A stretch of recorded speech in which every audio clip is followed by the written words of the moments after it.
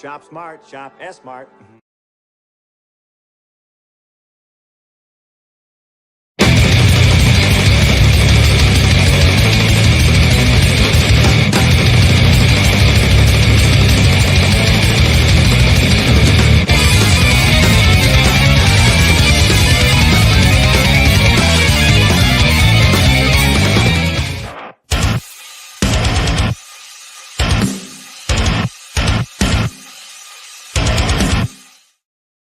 What's up, ladies and gentlemen, and welcome to another episode of New Book Ludus. I am your host, DeathMetalHero, and with me is a new friend of the channel, Aaron from Wulfsbane Comics. What's going on, Aaron? How you doing today, man?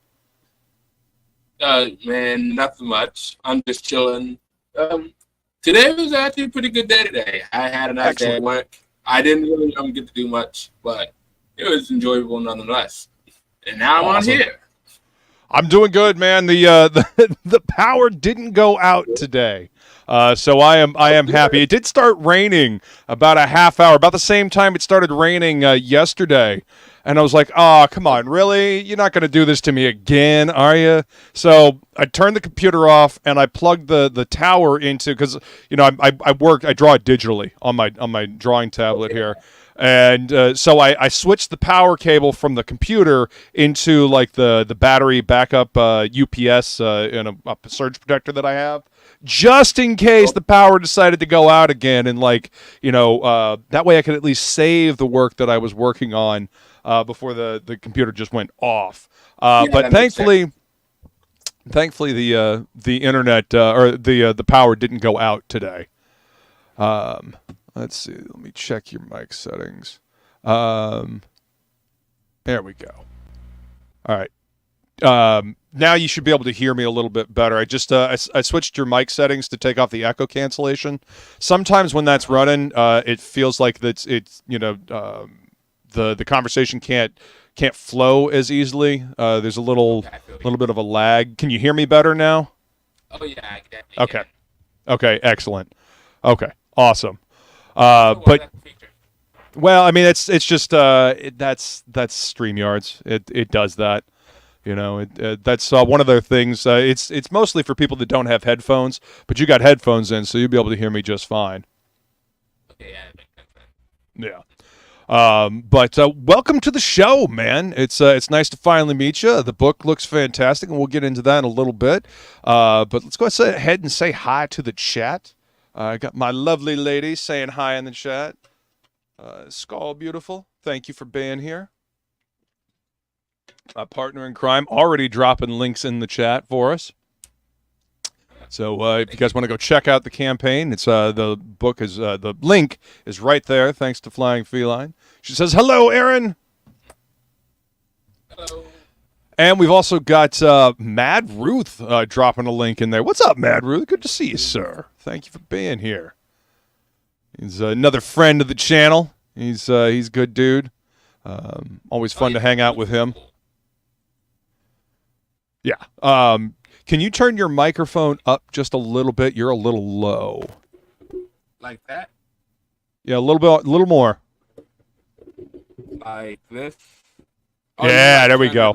Hold up. Let me get this thing straight. There we go. Much better. Awesome. All right, there we go. You hear me? Yeah, I can hear you much better now. All right, bet. Yep. See, for the longest time, I didn't know how to use this thing. I've been doing this for, I guess, going on 4 years now, like doing this whole live streaming thing, and it's a learning process the entire time. Like, it really is. Technology will fritz out on you. The internet will give out on you. StreamYards itself will go out on you. So, I mean, it's always a learning experience, man. There's always something new. Always some new technological hurdle to jump over. So, yeah, I wouldn't worry too much. Better-ish. Yeah, I think that might be as good as it's going to get. So tell me, man, what kind of stuff do you like to read? What you been up to recently, like reading wise? I do. I like to try to read a whole bunch of things because I like to experience I try to do like what self-reflection and stuff like that, and Sure. and to help with that, I read like a whole bunch of literature, self-help books and all that other stuff. But for the literature, I read fantasy, actual novels, Mhm. mainly mystery, science fiction, but I'm also a big horror fan too. Awesome. Awesome. Hmm. I'm a big fan of horror as well. Love horror Oh yeah. movies.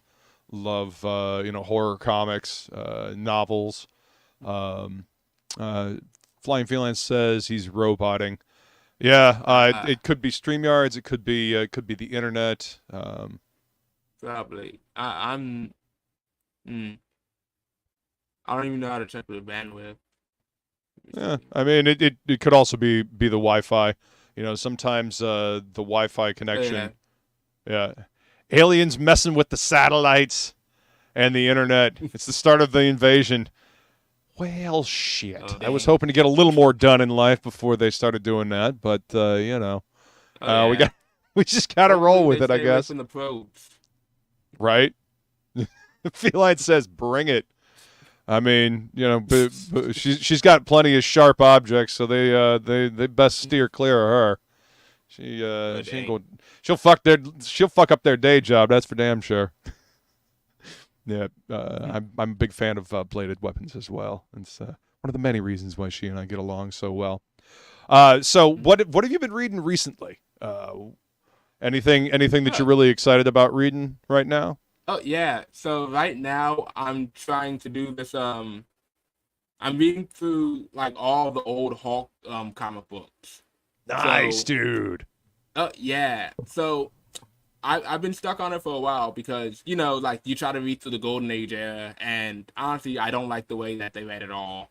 Like I can understand They're a why it little was slow. good back then. Yeah, Yeah. exactly.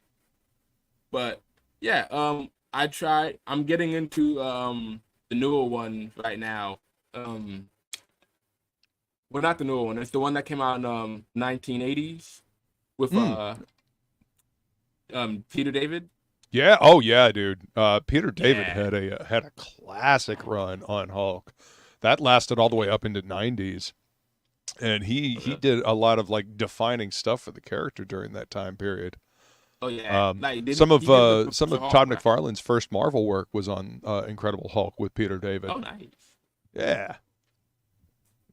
Yep. Oh, shoot. Go ahead. No, I was gonna say Todd McFarlane is pretty nice too. Shoot, did he do like other people besides like Hulk and Spider Man? And hmm. I I'm not a Todd McFarlane expert, but he did do he did some Batman for DC before going over to Marvel. At least some cover work.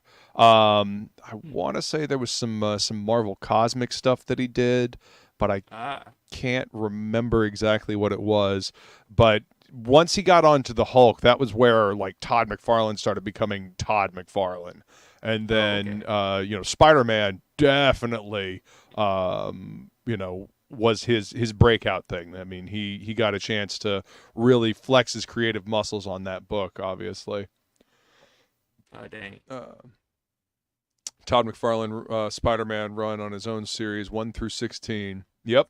Okay, nice. That is correct. That was at the time that was like the highest selling #1 from Marvel. Up until Jim Lee did X-Men #1 with Chris Claremont, and that book still has yet to be outsold. That issue #1 sold, I think, 8 million copies. Dang. But to be fair, Nice. they did a gatefold wraparound cover. They did a cover of each section of that gatefold as well. So I mean, there's a lot of versions of it out there, and you know us comic nerds, we like to buy #1s because they're collectible. Got to get to #1. It's going to be worth the most. In that series, arguably, I think #2 might be worth more just because they printed so many less than that. But yeah, Love Todd McFarlane, you know, and then obviously after that went on to Spawn. I mean, he does have some of the most what is the word I'm looking for? Some of the most homaged covers in all of comicdom. Todd McFarlane's Spider-Man covers, because you got, you know, the Spider-Man #1, you've got the Spider-Man 300, you know, which one was that? Yep. That's the one where he's like all scrunched up and he's got his knees up near his eyes, and like everybody has homaged that one, you know. You know, the what is it, the Venom triumphant over Spidey cover, you know, the Incredible Hulk with Wolverine on the cover, where you see Hulk and Wolverine's claws. Okay. I mean, everybody has homaged that one, you know. So I mean, he's whether you like Todd or hate him, like, you have to admit that he's able to create iconic imagery for these characters. And, you know, that iconic imagery stands the test of time. You know, people keep going back to that well for a reason, you know. But who's your favorite character? My favorite character? Are we like doing particular series, or like Any character, like any, like we can narrow it down to comic book character. Like, it can be independent, you know, Image, Dark Horse, Marvel, DC, whoever. Whatever. What's your favorite character that you read that character and you're like, yeah, I fucking dig this character? Oh shoot, yeah, that's a lot. I know. I ask the tough questions on this show. Dude, we're just talking comic books, right? I'm glad to See, this is the kind of stuff I would ask people when they come into the comic shop, you know. Not only is it a fun nerd question to ask, but it also helped me, you know, figure out, you know, what to help you. Hey, you should check this book out. You might dig this, you know. Oh yeah. Yeah. Honestly, I'm gonna have to go say Hulk. Like, Hulk, nice, dude. 2003 was the first time I got. No. I'm lying. I used to own, as a kid. Somehow I got my hands on the pilot tape for The Incredible Hulk. Oh, nice. It was it wasn't a tape, it was a DVD. It was a pilot DVD. And it had episode 1 and 2 on it.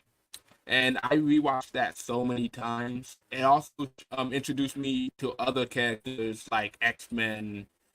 Cause nice, dude. Have you ever seen that one thing on YouTube where it's like they have like different characters, and then they show you the origin for it? Cause it was like X-Men, Fantastic Four, Spider-Man, and the Hulk, because, you know, those were the big ones that are coming out on TV. Right. Yeah. Either way, Are you talking about the old Marvel cartoons that they did back in the 60s that kind of look kind of like motion comics, or are we talking about the Incredible Hulk from like the I guess it would be the 90s, the mid 90s, the animated series where Lou Ferrigno was doing the voice? Oh, no, I'm talking about the one where Lou Ferrigno was originally the Hulk.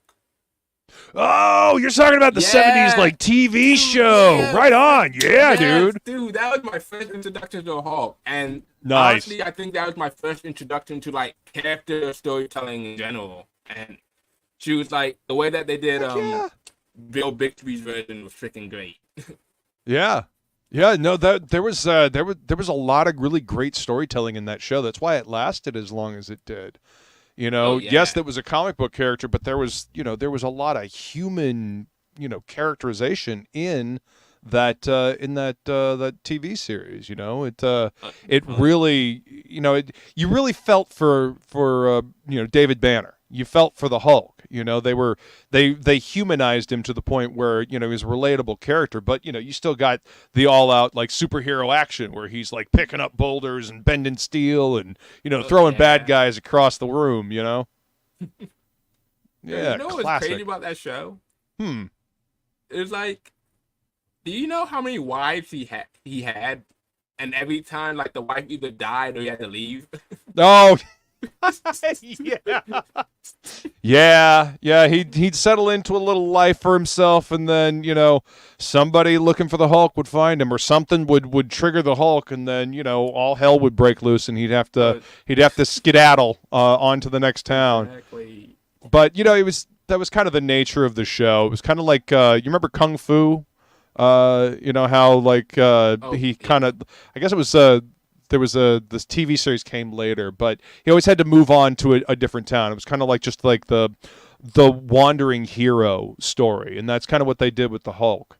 He couldn't really settle down because of the restless spirit inside, I guess. Oh, true. I can understand that then. But hold up, the show was called Kung Fu. Yeah, there was a it was a TV series. Correct me if I'm wrong, chat.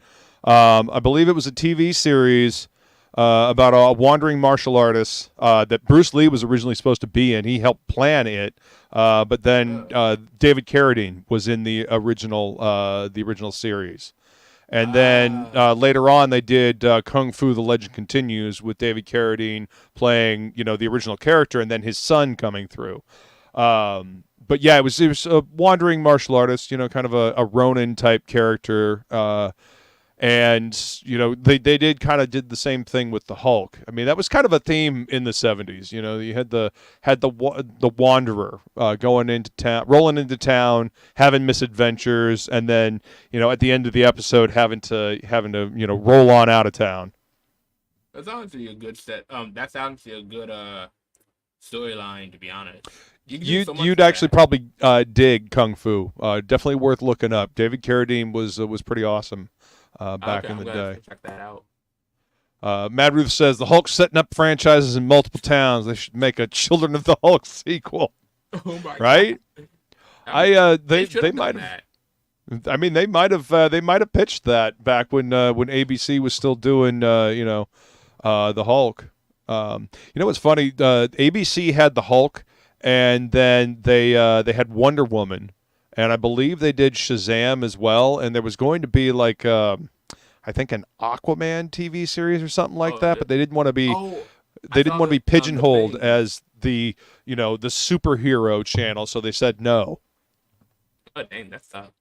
Yeah, I mean there was a bunch of cool live action TV shows back in the day. You had the Hulk, Wonder Woman, Shazam, Spider-Man, which was really short-lived. I don't know if you've ever seen that one with Nicholas Hammond. I haven't seen that, but I know of it. It's worth checking out. I mean, it's he's constantly fighting like ninjas and stuff like that, but it's it's cool. It's still fun. And as a tangent to that, there is a Japanese version of the show. Like a Japanese Spider-Man TV show, which kind of sparked the whole Super Sentai Ranger thing. Yeah, okay. Yep. Yep. Okay, I remember that one. Yeah. So many. For some inexplicable reason, he's got a giant, like essentially Megazord that doesn't have anything to do with spiders whatsoever, except for the webs on his shin guards. But yeah, that's what led to the whole, Sentai Rangers thing, the, Power Rangers, Kamen Rider, all that fun stuff, is because Stan Lee went out there and he pitched Spider-Man, and Spider-Man was, popular enough that they started doing their own thing like that. That's nice. I like how they can just bounce off of each other like that, Yeah, superheroes are inspirational, man. They spark new ideas, and it started a whole new trend and craze over in Japan. Because before they were just doing a bunch of animation, but they started doing a lot more live action stuff in the 70s, and that's why. That makes sense. Yeah. So tell me about where the story of Pendragon comes from. I'll go ahead and bring up the campaign here, but I want to hear, like, actually first, before you get into that, tell me what made you want to do a comic book. I mean, I'm sure it probably dovetails into where the story of Pendragon comes from, but yeah, tell me about that. Okay, so I originally my first comic that I ever did was when I was a kid. I saw Spider-Man for the first. Was probably like the 5th time. Mhm. Either way, I saw the comic. I mean, I saw the movie, Nice. and I was already reading Spider-Man at the time. My uncle had the reprints of the original Amazing Spider-Man. He had Nice. one Amazing Fantasy, but the rest was like issues 2 through probably 17. I think the last one was like Peter Parker was got unmasked by Doc Ock. Oh, yeah, I remember that one. Yeah. Yeah, dude. I can't believe that worked. I'm not gonna lie. No? But yeah, I drew the comic, and after that, I drew a couple more until high school. I stopped for a while, and then, this is around 2016, 2018. I noticed that Ethan Van Sciver is doing Cyberfrog. My friend told me about him recently, and I had no idea that he did Green Lantern and stuff like that. That's one of my, top 5 heroes, Hal Jordan. Yeah, man, he's the classic Green Lantern. That's what I'm Heck saying. yeah. Nobody respects him, man. Well, you know, they kind of did him dirty with that whole parallax thing. You know, making him go insane and, like, you know, kill a bunch of Green Lanterns and then, you know, take their rings. It's kind of hard to come back from that, you know. I mean, yeah. I mean, it was an interesting story at the time, but at the same time, you know, how do you bring a character back from a place that dark, you know? True. I had somebody. I saw somebody say that they should have kept him as the Spectre, because at least that way he could, like, constantly be redeeming himself. But yeah. I mean, but the Spectre was his own character. that is true. So I don't know. I mean, it could have worked. It's just, again, I think that you know, you should leave the characters be their own characters. You know, taking over other mantles sometimes can get a little bit touchy. Though DC has a history of doing that more than Marvel does. So I guess, you know, it could have worked. I mean, but with DC, at least they actually tried to have, like, a meaningful story and a reason why those characters are being replaced. Instead of just being like, we need a new person in this role now, so let's just choose you and see where it goes. Right. Right. Hey, what's up, Black Angus Reviews? No, right. Jimmy.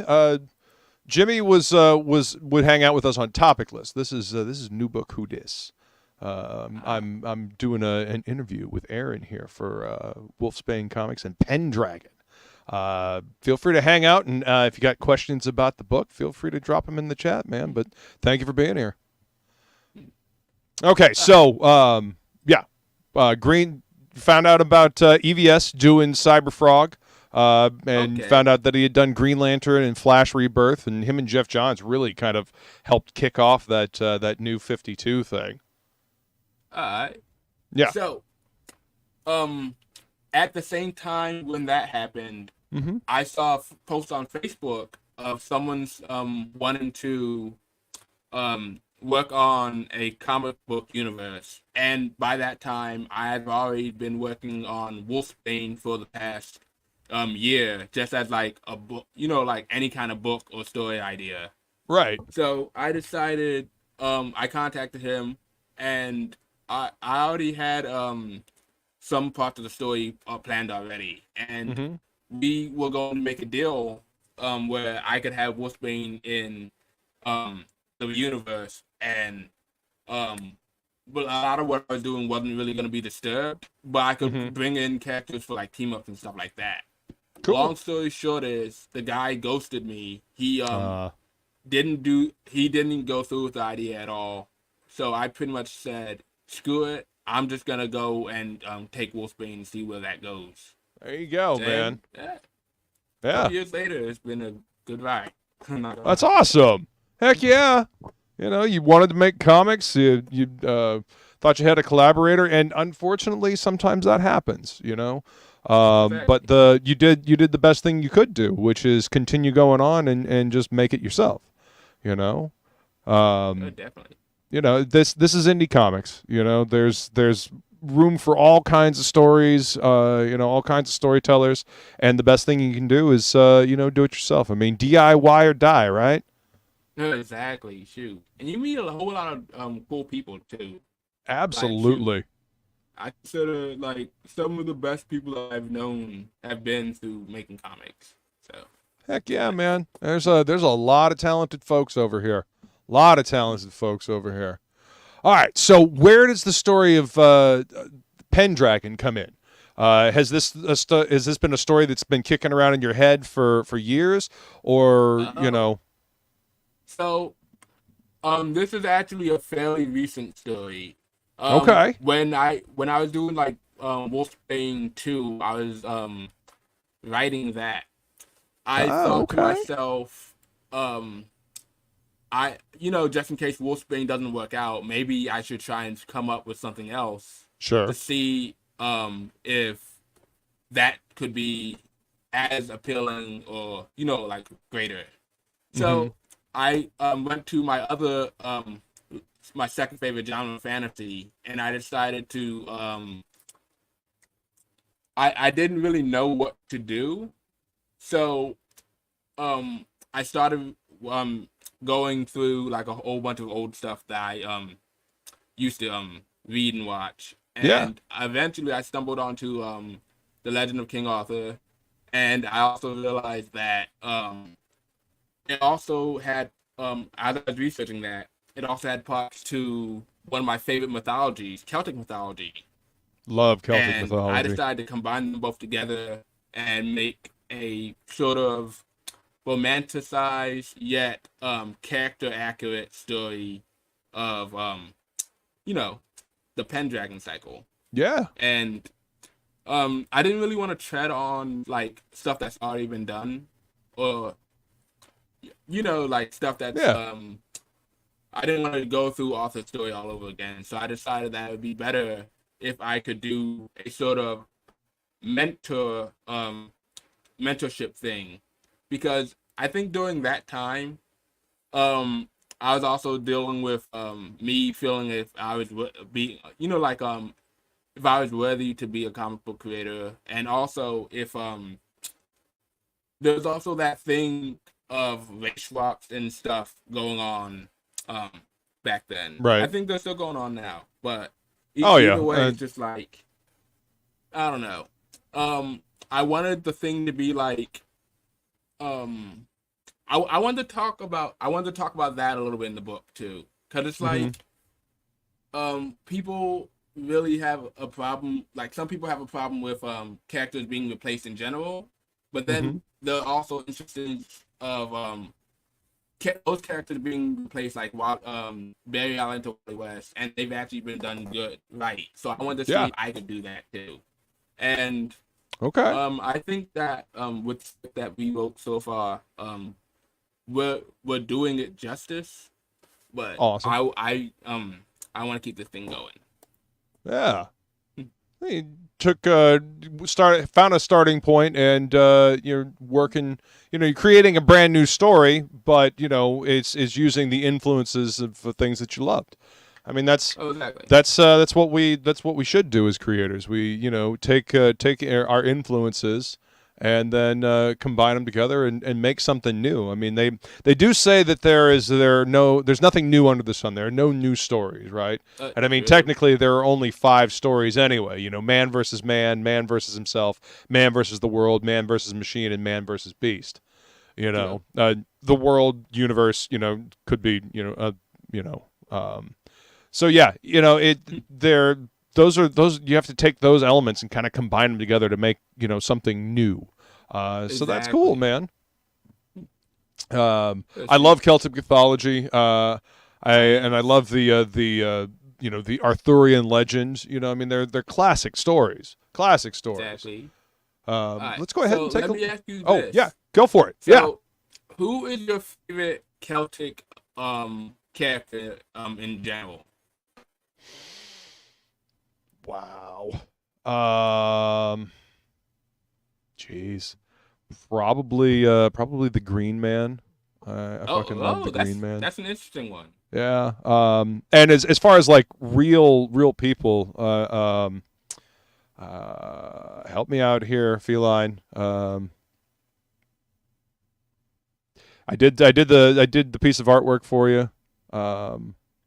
She was a real person. She was a Celtic warrior. She fought back against the English, and I'm drawing a complete blank. I don't even know.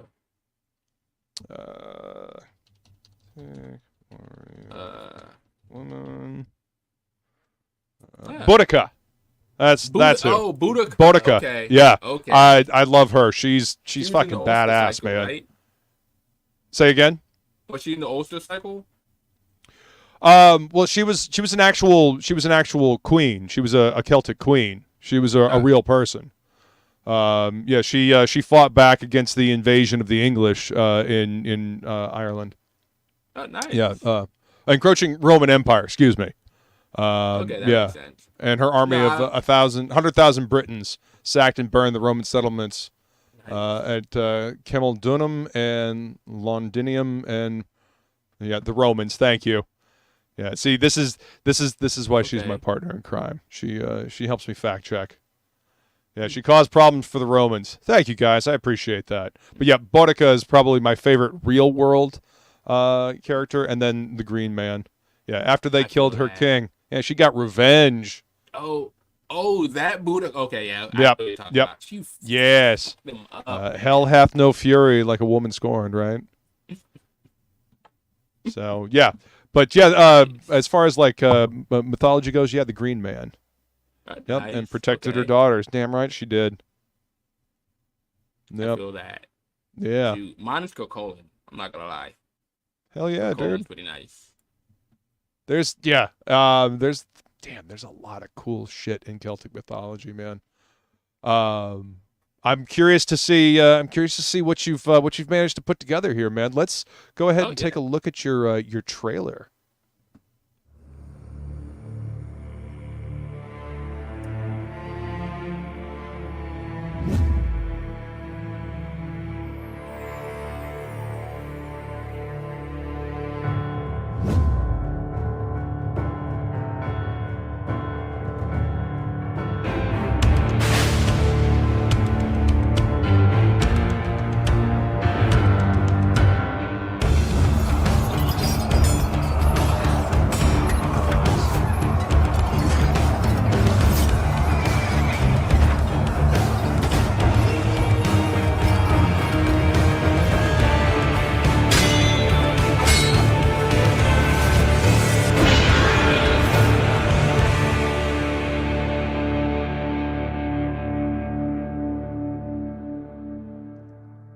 Heck yeah.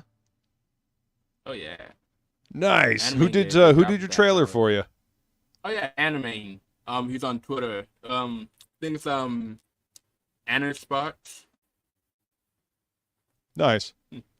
Very cool. Oh yeah. That's a great trailer. You know, it gets the point across, short and sweet. I mean, that's what trailers are supposed to be. You know, it gets the point across without without overindulging, I guess is how I would put it. You know, gives you a little bit of the story, like the starting point, and it's like, all right, entices you to come check out the story that we're putting together here. So 78 pages. I was actually just about to ask how many pages we got going on here. And who's doing your artwork for you? Oh, there's a guy on Instagram, really great at his line work and character detail. Colleen Gracie. Nice. This is beautiful line work, man. I'm guessing that you have a colorist as well, or is he doing the colors too? Yes. So you can find him on Twitter at Blanc. I'll type it in the private chat. But David Smelling, very good at doing a nice painted style. It looks like he actually painted it by hand through physical, but nah, that's just all digital work. Yeah, it looks great, beautiful. It kind of the style definitely lends some gravitas to it, you know, like because it feels kind of like what is the word I'm looking for? Kind of almost ancient, like antiquity. You know, like it's from antiquity. It has that feel to it. I like it. You know, this is beautiful right here. I mean, look at these pages. Oh yeah, that's something that we were definitely trying to go with. It was like we wanted to go do a mix of realism, but we wanted to keep that stylistic Carly's stylistic drawing intact. 100%. I mean, we and that's nailed it. that's one of the beautiful things about comics. You know, you can have this very serious story, and you can tell this, you know, the story that has weight and gravitas, but you know it's also very graphic, so you can get that realism with the you know, a touch of the unreal. You know. True. Yeah. Definitely agree with you on that. And this is a cool cover, man. It's very striking image. You know, we were talking about iconic covers. You know, this is an iconic image here. Thank you. Yeah, absolutely. Seems like you got Go ahead. Go ahead. I was going to say, it seems like you got a good art team here, man. So yeah. it's awesome. Yeah, that one was Holly's idea. Sorry for interrupting, but Oh no. he actually his idea was to do like a homage to Frank Frazetta. Yeah. Yeah. So yeah. I can see it. Yeah, Yeah, I mean, that's how Frazetta's really like kind of the godfather of all of this fantasy illustration. Yes. You know, Oh, if shoot. you know, if you want inspiration, you know, go look at a Frazetta book for a little while, and you know, his Conan stuff, you know, just anything. It's always an inspiration to go look at a master like that. I mean, and also you got Boris Vallejo, Julie Bell, you know, but they came afterwards. You know, me personally, I love looking at Frazetta's line work, but then I like looking at Bernie Wrightston and Michael Kaluta, you know, those guys as well. I love their work. It's an inspiration. Yeah, these pages are gorgeous, man. Oh, look at this. So you've got a handy little flow chart here, so people can see exactly where your inspirations come from. So I see you got Berserk here. That's fucking awesome. I love Berserk. I've actually got. It's fucking nice. I've got Volume 1 of the Omnibus, you know, the big chonker of the hardcover, and I've been reading through that. That's actually been a little bit of an influence on the way I've been doing Mercenary Guild, the book I'm working on for Shadowmare. Nice. Yeah, and I love the work in there. It's so clean, but it's, you know, it's so emotive. Gritty. You know, Yeah, the line work is beautiful, and then occasionally you get those pieces where, you know, it's ink wash. You know, I'm a big fan of ink wash as well. I love ink washing things because you can get so much mood with you know, with the layers and whatnot. Is this Final Fantasy? Is that what that is? Okay, that's Is that Final Fantasy X. Nice. Oh yeah. I picked yeah, that man. one because the way that they do the way that they have the characters go on a narrative journey, and then you learn so much about them throughout the course of it. That they really nailed that. Yeah, I love it. My favorite Final Fantasy game to date. I actually only got to play that one for a little bit. I didn't have a PlayStation 2 at the time, but I borrowed it from a friend of mine, and I got to play it for a little bit. I thought it was a beautiful game. But I did play a whole lot of 8 and 9. I still have both of those for the original PlayStation. Oh yeah, I never played 9, but everyone's saying that was the best one. Yeah, I've heard a lot of people say that. I'm partial to 8. I mean, 8 was like the first one that I really got into because I had God, what was it? Fantasy Quest on the Super NES back in the day, which was like my first introduction to like Japanese RPGs, and it was a lot of fun. But I really just loved the mix of like technology and fantasy that 7 was, or not 7, but that 8 was.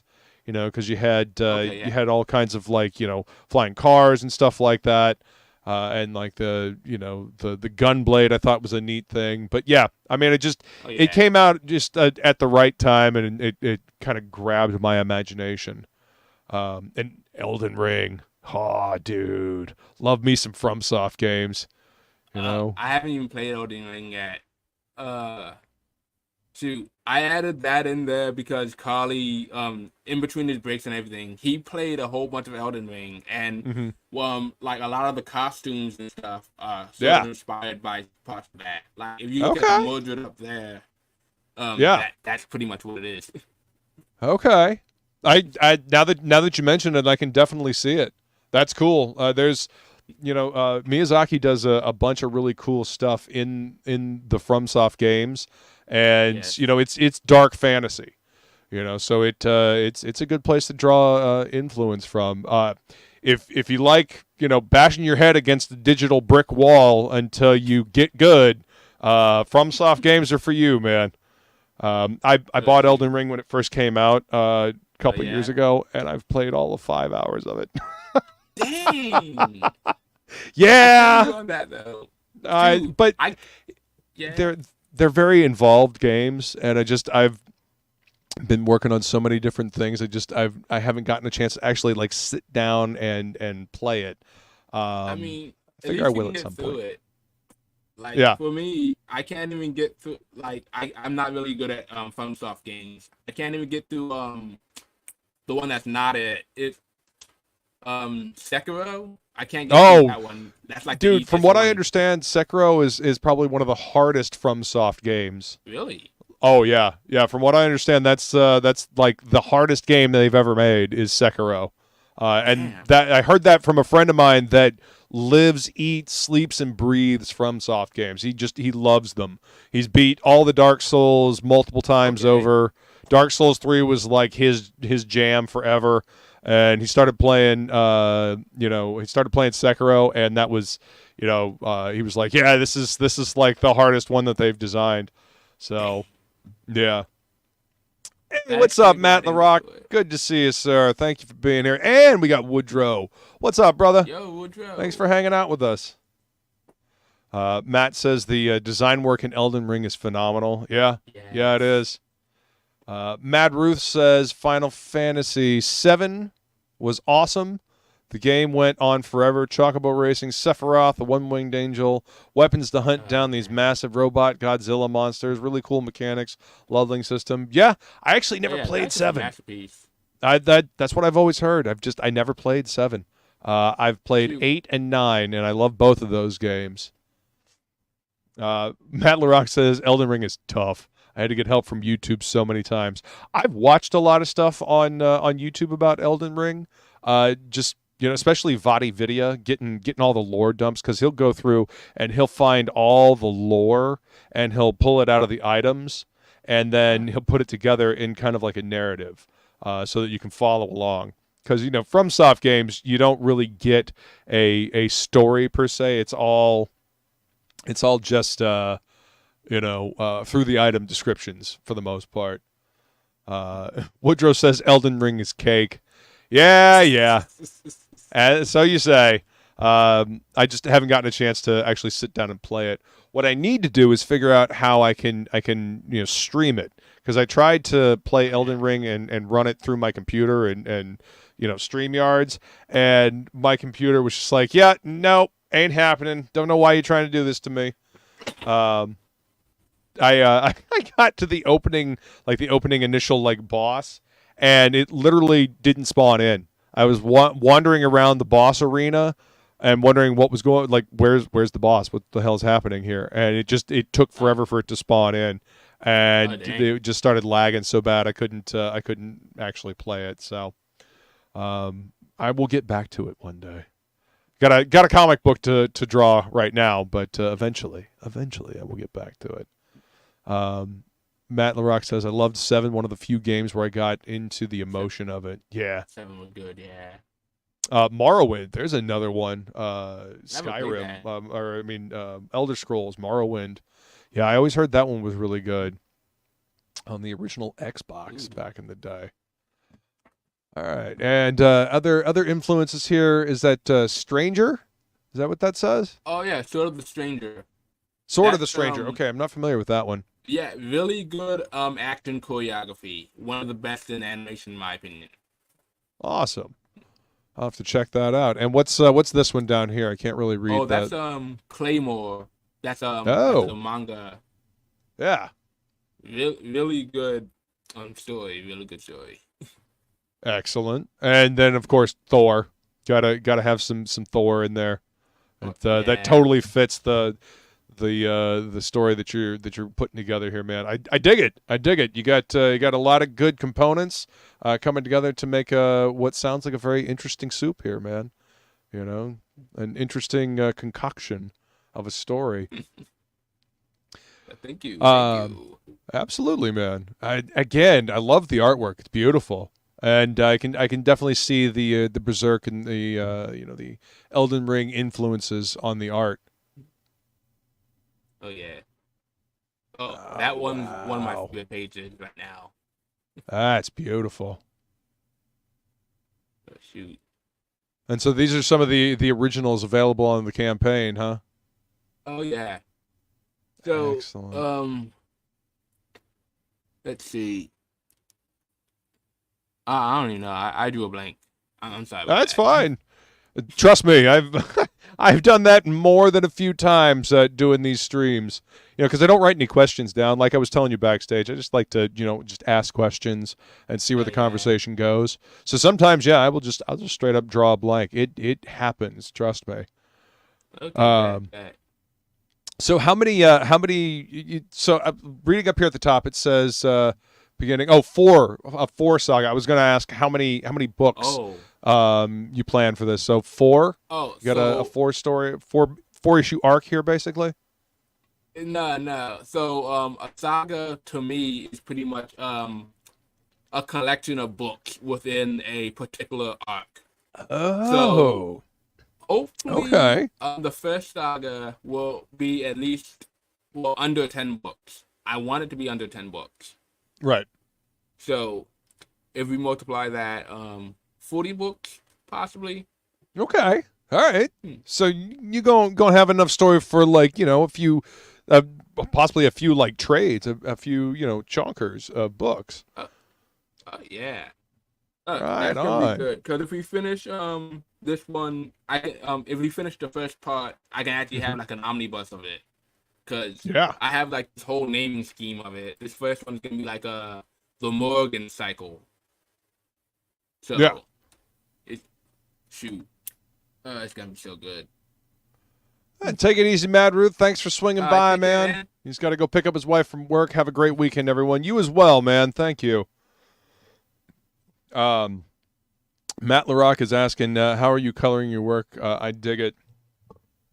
They've got a colorist. I think you had a list down David here. Smelling. You can find him on Twitter. Really good guy. Let's see. Right here. I think he's actually available too. Yep.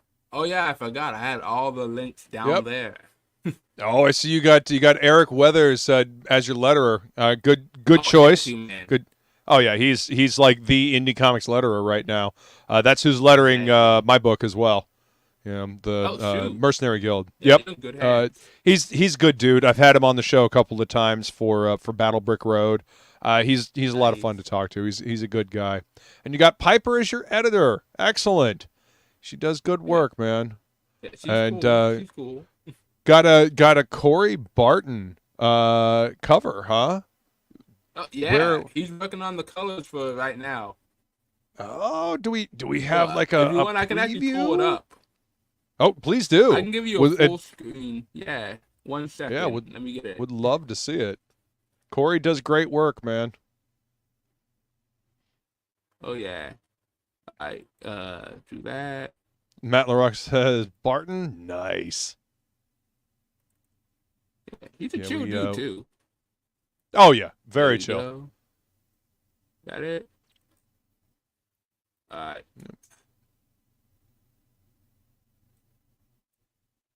There we go.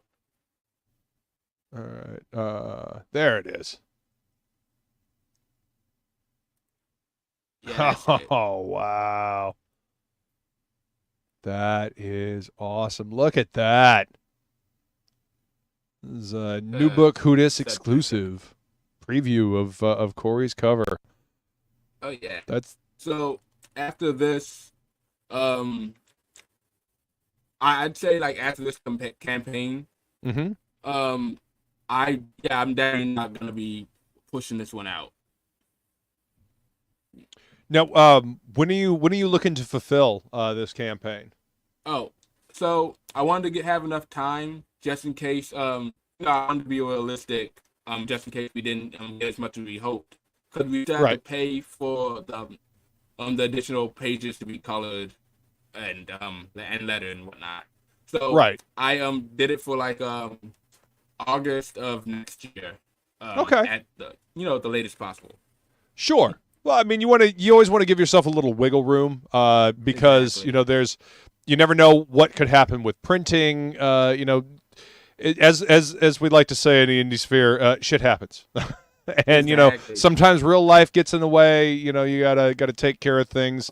There's no telling what could get in the way. So it's good to give yourself a little wiggle room. It's always better to promise it a lot later. That way you have plenty of time, and then deliver it early. People they'll love an early book.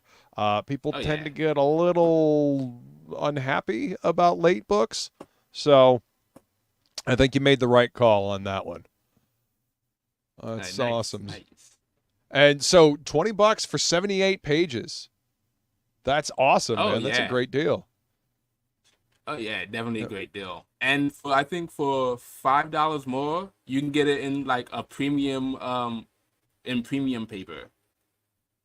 Nice. Oh, and you're also doing oversized 8.5 by 11. Oh, so the same size as like the DC Black Label books that they were doing recently. Oh, pretty much. So that's cool. Okay. Oh yeah. Little bit bigger book. Yeah, I do. I love bigger books. Honestly, it's like I think like you can get a lot more on the page, and you can do a lot more with it than you would with like a smaller thing. I agree. You got a lot more page to play with, and that's kind of a size difference and like an aspect ratio difference between American style comic books and like manga and European albums. Bande dessinées have a tendency to be a little bit of a wider format, so they got a little more on the page. That's cool, man. That makes sense. I dig it. And did I see somewhere on here about a hardcover? Oh, yep, there it is. Campaign exclusive hardcover. Oh, let me pull that one up too. That one. Oh, so really Corey did this one too? No, not Corey. Yosan Arts. You can find him on Twitter too. He is really great. Give me 1 second. Yeah, no worries, man. It's got that painterly look to it as well. That's beautiful. Oh yeah. Here it is. Alrighty. Oh, check that out. Wow.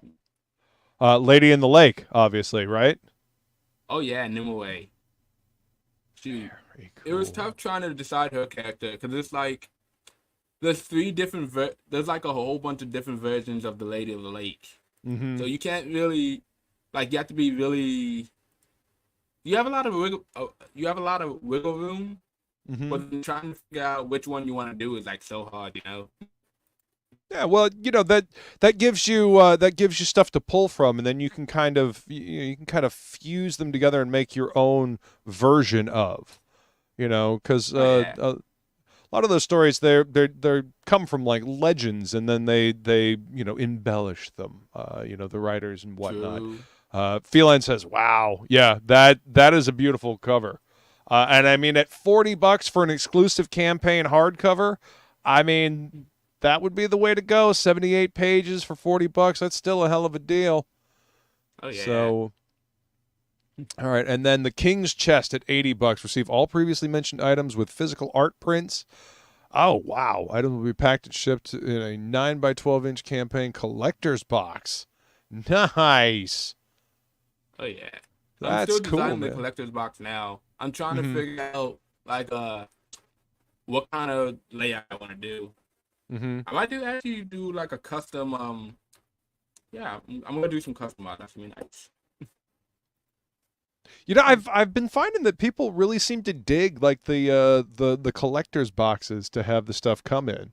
You know, especially for oversized editions. You know, people seem to really enjoy having that little bit of extra, you know, accoutrement, you know, with the box and like special artwork for it and stuff. I mean, it just the way I look at crowdfunding books, these are boutique items, these are premium items, you know, and people like to get, you know, some people, not everybody. I mean, you know, you run into Eric the Guapo and he is only wanting the book. He doesn't want cards, he doesn't want bookmarks, he doesn't want patches or anything like that. But, you know, a lot of people really like getting the cards, the tchotchkes, the extra little, you know, add-ons that kind of make it feel like more of an event type thing. You know what I mean? And that I'm one of those people. I mean, obviously, I love merch. I love T-shirts. You know, I'm all about like the little extra stuff that comes along with it. I love cards. I love bookmarks. I like magnets. You know, and collector's boxes are another one of those things that people seem to really dig. So I think that's a good call, man. No, I feel you. Like right now, I'm trying to when I get more money, I want to complete my collection of Common America. I've been reading through that. I read through like volume 5. But shoot, once I get the entire set, it's gonna be nice. I've heard good things about it. I've never actually read it, but I've heard a lot of good things about that series. Oh yeah, they're pretty good. Like right now, Excellent. My favorite character is there's one called Common Ramen. She shoots like she can control like water, but it's not in a way that's like you know, like how water gets a stigma of being like a lame power. The way that she uses it is pretty cool. Yeah, you know, any power can be cool as long as you know how to use it, right? And use it in new and intriguing ways. You know. Yeah. Well, this book looks great, man. You know, it's an exciting story, and it looks like you're putting a new spin on some Celtic mythology. So that's exciting. Oh, you've got some, and here the original artwork that we were showing a little earlier down below. Yeah. Original inked page spread, and then a double page spread. Wow.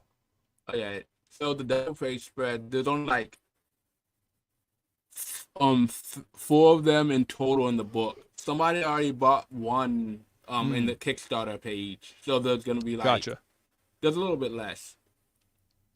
But shoot. Awesome. Yeah. I mean, and that's another thing that I've found people really enjoy on campaigns is being able to own some of the original artwork that went into the book. Oh yeah. Now, does your line work artist, does he work all traditional, or is he digital and then did some original pages specifically for the campaign? Surprisingly, he's all traditional. He did that, and then he scanned it all in. Mm-hmm. That's fantastic. Oh yeah, that's what I'm saying. That's always nice to see. You know, I was mostly traditional, but for Mercenary Guild, I've been working all purely digital. Now we do have some original artwork on the campaign. I did it blue line and then printed it out and then inked it traditionally. So we have some artwork to sell in the campaign. But so far, all the pages are digital. That may change down the road if we decide that we want to do like an original page to put on the campaign. But yeah, for the most part, I've been working completely digital. But yeah, man, that's cool. Doing traditional more or digital more?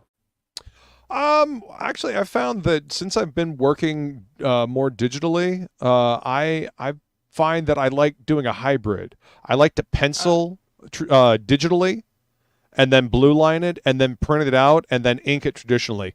There is something so satisfying about ink on paper that I can't quantify into words. It's just I've got, let's see, where's my cup of inking implements. These are brushes and nice. Quills and all that. I love inking like that. That's my favorite way to ink. And I can do digital inks, but I prefer traditional inks. Now, as far as penciling and then being able to iterate, I feel like I can get a lot more done quickly penciling digitally, because if you draw somebody's head too large or it's off to the side, you can lasso it, you can rotate it, you can move it around a little bit, and you don't have to erase it and redraw it, erase it and redraw it. I like to do both. Best of both worlds. Yo, K-pop, what's going on? Thanks for coming to hang out. She says the art in this book is fabulous. Yeah, it is. There's some beautiful work, some absolutely beautiful work. So is this part of like a larger universe, or is this kind of a self-contained thing? Oh, there's definitely a self-contained universe. Okay. So we're not gonna be like the way I want to do my stories. I wanted everything to be like its own little thing. And yeah, I think that's a pretty good way to go. I don't really have to worry about crossovers or anything like that. Right. What's up, Jeremy Burtz? Thanks for coming to hang out, man. So what's next for Wulfsbane Comics after this campaign? Are you working on more Pendragon? I mean, you did say you have 4 different sagas that you want to do with this, or do you have other stories that you'd like to publish with Wulfsbane Comics? Okay, so after this, I am going to be continuing with Pendragon and Wulfsbane. Both are plotted already at 7 issues. Nice. And then hopefully within the next year, I can release a superhero idea that I've been working on. And right on, dude. Yeah, it's sort of like a street level vigilante story. But I wanted to do more of a character study on people who have lost something and are grieving. But they use the grieving process in like destructive ways, and I'm trying to I wanted to focus more on like the healing process of that. So hopefully very we cool. do a good job on it. Yeah, very character driven story. I like it. That's a good way to tell the story. I mean, because if the events are interesting but the characters fall flat, then who cares what's happening? I mean, if you can't get invested in the characters, like these have to be characters that you want to go on an adventure with. Oh yeah, I definitely agree with that. Well, that's awesome, man. I look forward to seeing what you got with that as well. But this book looks beautiful, as K-pop says. She says, awesome. Hope more peeps pick this up. Can't wait to get mine. That's awesome. So this, so you did Kickstarter, you did Indiegogo, and now you're on Fund My Comic. You hitting all the crowdfunding sites. Oh, I didn't do Indiegogo yet. I'm still debating on whether or not I should. I still gotta figure that platform out. Right. Well, hey, I think you hit one of the better ones here with Fund My Comic. Luke Stone has put together an amazing site, and it's specifically designed for this kind of thing. So I'm glad you got it on here, man. Kickstarter and Fund My Comic, especially Kickstarter. Kickstarter has a huge audience for comic books. It's pretty crazy. And they just upgraded the platform too. You can do a whole lot more stuff now than you could do a couple years ago. That's awesome.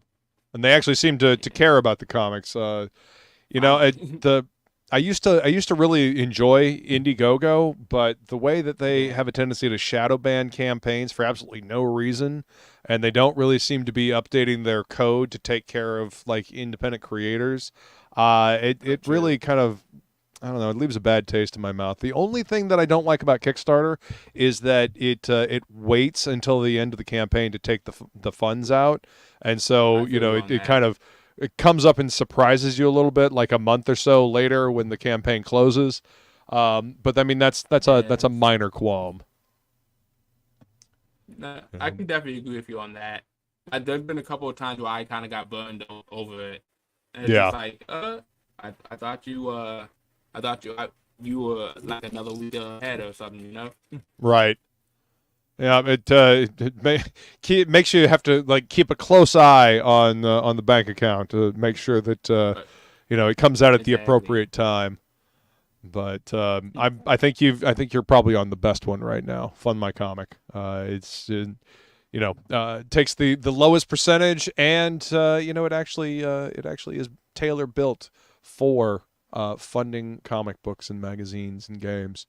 So beautiful looking book, man. Before we wrap up, is there anything else you'd like to say about Pendragon? If you want a story that goes over mentorship and pretty much if you just want to have a good time and possibly see people go through challenges that you might be facing or whatnot, give this book a chance. It's got some cool fantasy elements. I think the way that David and Carly did all the action scenes, all the dramatic moments and stuff, really good. And we have a real cool twist near the end of the book. Awesome.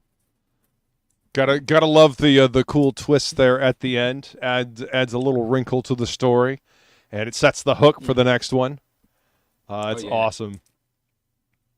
Well, Aaron, thank you so much for coming to hang out, man. I'm glad that you reached out to me, and I'm glad you were able to come hang out. Glad that the power stayed on this time, so we could actually do the stream. Oh yeah, I'm glad I could be here, man. It was a fun night.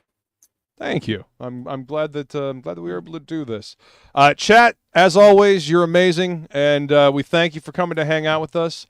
And always remember, Shop smart, shop S-Mart.